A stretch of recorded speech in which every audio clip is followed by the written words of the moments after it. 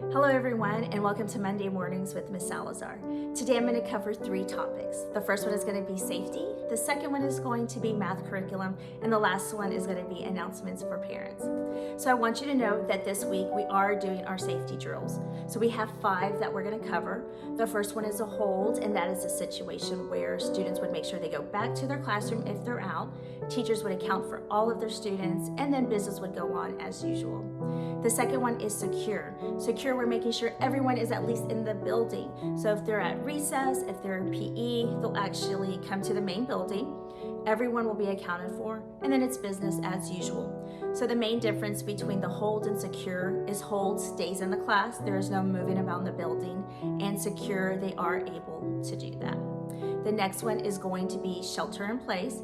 And so those, we have different scenarios. We have like the tornado shelter, we have the hazmat shelter, and then we have just a regular shelter in place. So students will be practicing those. On Thursday is the most important one. Hopefully we are never in a situation where we have an intruder on campus, but if we do, the staff will be prepared, your children will be prepared, because we will be doing our ALICE drill. ALICE is something that our district has trained us on for many years. This is not something that just came about because of Uvalde. So ALICE is an acronym that stands for Alert, Lockdown, Inform, Counter, and Evacuate. Now, even though that acronym is in an order, students and staff do not have to respond in that order. They respond based on the scenario. So we will be practicing different scenarios this year that pertain to ALICE.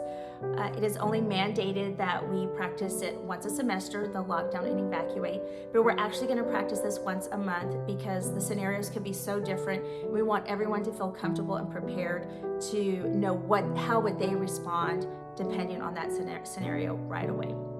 And then on Friday, we will be practicing our fire drill.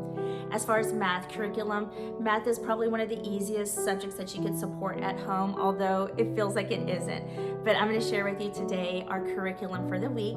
That way you can kind of see what you can do while your children are learning at math this week. So for pre-K, they're going to learn how to count by ones.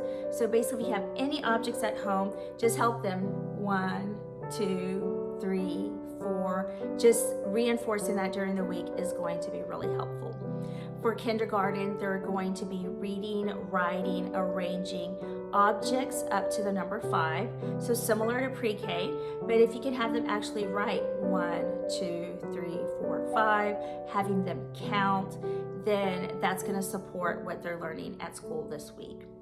For first grade, we're taking it just a step above, and they're going to the number 10, and they're arranging objects. So if they have a group of 6 objects with a group of 4 objects, then we call that composing, so that they know we have 10. So gathering objects at home of different numbers that equal 10, having them in their 2 groups, and then grouping them together would be very helpful for us.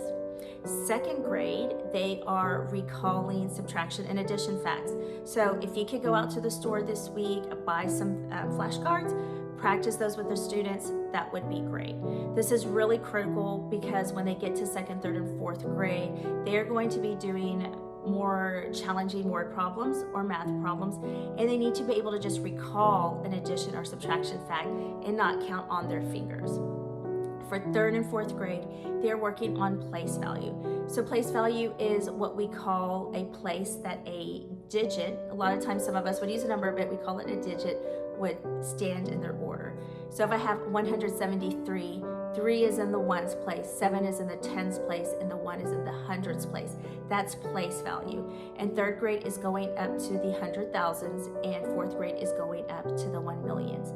Students will be comparing and ordering those numbers, naming them, reading, and writing. But is have them practice saying it. A lot of times kids might say 263,541. They will say it wrong. They'll say 263, 100, 420, and 2. So we want to make sure the way they see it is the way they say it, and is also the way they write it. So that's how you can support us at home this week for math. As far as some just basic announcements, if you haven't already, make sure you apply for your free and reduced lunch application. And then also we're going to be having our t-shirts go on sale this week. You'll receive an order short form. We will have two. We'll have our theme shirt, which is a little bit more because we have that soft t-shirt material. And then we have our regular spirit shirt that will be a little less expensive. Starting the first full week of September, you will be able to come in and have lunch with your child. So look forward to showing you the great things this week on social media. If you haven't already, make sure you're following us on Facebook, TikTok, and also follow me on YouTube. We look forward to having a great week with your students. Bye-bye.